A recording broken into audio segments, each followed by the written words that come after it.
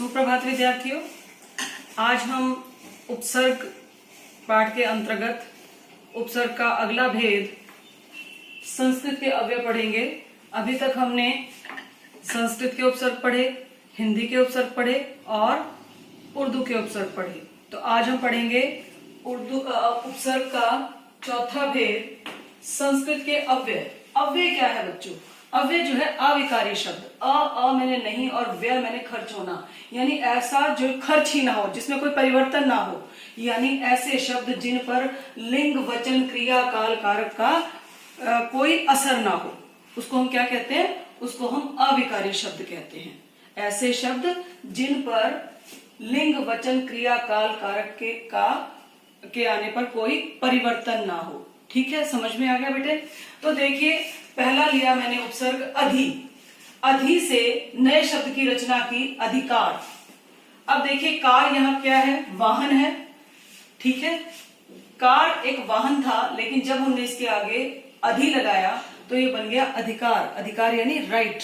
ठीक है, फिर है अधिपति। इसमें अधि क्या है? उपसर्ग है, और पति क्या है? मूल शब्द है। समझ आ गया बेटा? फिर है उप। उप से नए शब्द की रचना की हमने, उपवन। खाली वन क्या है? जंगल। ठीक है, लेकिन जब हमने उप साथ में लगा दिया तो ये क्या बन गया? उद्यान। ठीक है, फिर है उपदेश।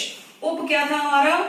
उपसर्ग था, और देश यानी राष्ट्र, मूल शब्द इसमें देश है, हमने उप लगा दिया आगे तो वो क्या बन गया? उपदेश। समझ में आ गया?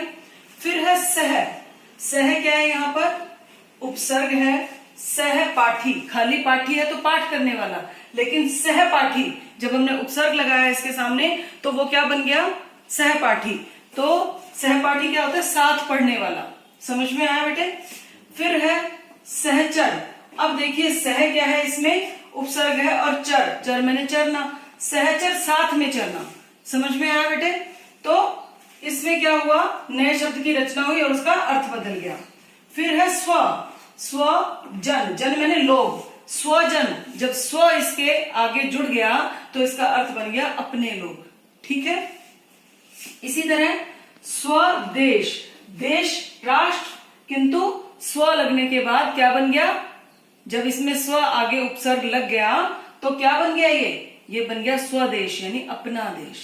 तो समझ में आया बेटे कि किस तरह संस्कृत के अव्यय लगने से, जैसे ही हमने अव्ययों का आगे प्रयोग किया, मूल शब्द के आगे हमने इन अव्ययों का प्रयोग किया तो उसका अर्थ बदल गया। समझ में आ गया बेटे?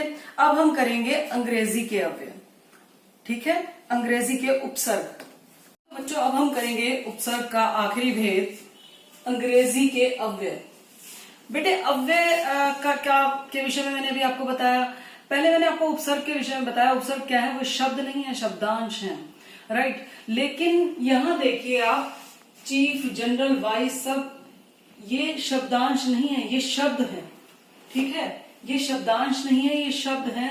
तो अंग्रेजी के ये जो शब्द है, इनका अपना मीनिंग है, अपना अर्थ है। तो अंग्रेजी में ये जो शब्दांश हैं, ये जो शब्द हैं, ये शब्दांश के रूप में, अव्यय के रूप में अंग्रेजी शब्दों के आगे जुड़ते हैं। ठीक है, समझ में आ रही है मेरी बात? कि उपसर्ग क्या थे? उपसर्ग वे शब्दांश हैं जो मूल शब्द के आगे जुड़कर उसका अर्थ बदल देते हैं। ठीक है, यहाँ ये जो शब्द हैं, इनको हम शब्द कह सकते हैं क्योंकि इनका अपना स्वतंत्र अर्थ है, जबकि जो उपसर्ग है उनका स्वतंत्र अर्थ नहीं होता, इसलिए हम उनको शब्दांश कहते हैं। राइट, लेकिन अंग्रेजी के जो ये शब्दांश, ये जो वर्ड्स लिखे, हमने शब्द लिखे, जनरल, वाइस, सब, चीफ, इनका अपना एक अर्थ है, इसलिए इसे हम शब्दांश कहें तो वो उचित नहीं होगा। तो ये जो है अव्यय के रूप में अंग्रेजी शब्दों के आगे प्रयोग में लाए जाते हैं।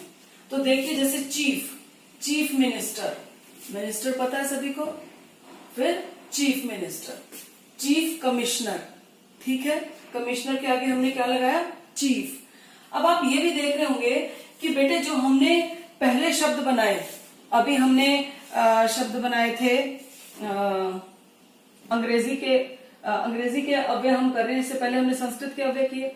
हमने उसमें क्या किया था, जैसे अधिकारी लिखा था, अधिकार। अब इसमें क्या था बेटे, कार अलग था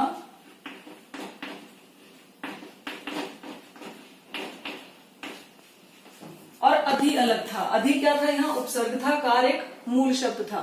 ठीक है, अब इनको हमने इकट्ठा कर दिया तो ये बन गया। अब हमने यहाँ पे उपसर्ग के साथ लिखा है, जबकि इन शब्दों में देखिए सभी अलग हैं। जो मैंने यहाँ पर चीफ से नए शब्द की रचना की, इसमें चीफ अलग है, मिनिस्टर अलग है। समझ में आ रहा है बेटा? तो ये जो है शब्दांश, इन्हें हम नहीं कह सकते, किंतु अव्यय के रूप में ये अंग्रेजी शब्दों के आगे जुड़कर उसका अर्थ बदल देते हैं। समझ में आया? तो अब देखिए जनरल मैनेजर, एक होता है मैनेजर, एक जनरल मैनेजर।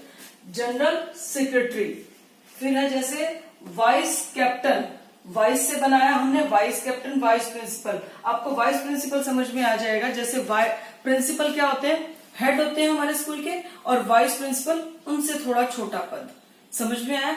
उनसे छोटे क्या हो गए, वाइस प्रिंसिपल। ठीक इसी तरीके से आगे देखिए सब इंस्पेक्टर, पहले बड़ा पद किसका है, इंस्पेक्टर का, उसके बाद सब इंस्पेक्टर, फिर है सब कमेटी, पहले कमेटी फिर सब कमेटी उसके नीचे।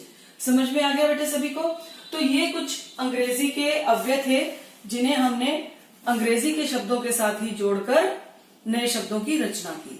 ठीक है, तो आज बच्चों हमारा उपसर्ग चैप्टर जो है वो खत्म हो जाता है। इसकी मैं आपको एक्सरसाइज भी दे रही हूँ, ये आपने करनी है, और अंग्रेजी के अव्यय और संस्कृत के अव्यय ये आपने याद करने हैं। समझ में आ गया बेटा सभी को? याद करके इनको लिखने का अभ्यास कीजिए, धीरे धीरे आपको ये याद हो जाएंगे। और वे शब्द जो आपको इजी लगे, आपके पास पुस्तक में है, तो जो आपको इजी लगे आप उन्हीं को याद करें, और उनकी स्पेलिंग अच्छे से आनी चाहिए बेटे, नहीं तो त्रुटियों के तो मार्क्स कट ही जाएंगे। समझ में आ गया बेटा सभी को? तो ठीक है, आज ये चैप्टर हमारा खत्म हो गया। अब इसकी एक्सरसाइज आप अपने आप करके देखिए, फिर मैं कल इसको फिल करके आपको दूंगी, फिर आप मैच कर लेना। ठीक है, धन्यवाद।